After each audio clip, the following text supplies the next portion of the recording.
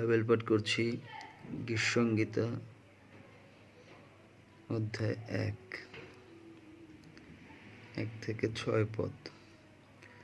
ধন্য সেই ব্যক্তি যে দুষ্টদের মন্ত্রণায় চলে না, পাপীদের পথে দাঁড়ায় না, নিন্দুকদের সভায় বসে না, কিন্তু সদাপ্রভুর ব্যবস্থায় আমোদ করে, তাহার ব্যবস্থায় দিবারাত্র ধ্যান করে।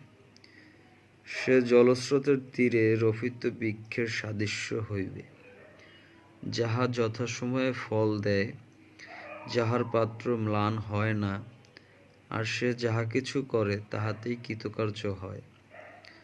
দুষ্টগণ সেইরূপ নহে, কিন্তু তাহারা বায়ুচালিত তুষের ন্যায়। এজন্য দুষ্টগণ বিচারে দাঁড়াইবে না, পাপীরা ধার্মিকদের মণ্ডলীতে দাঁড়াইবে না, কারণ সদাপ্রভু ধার্মিকগণের পথ জানেন, কিন্তু দুষ্টদের পথ বিনষ্ট হইবে।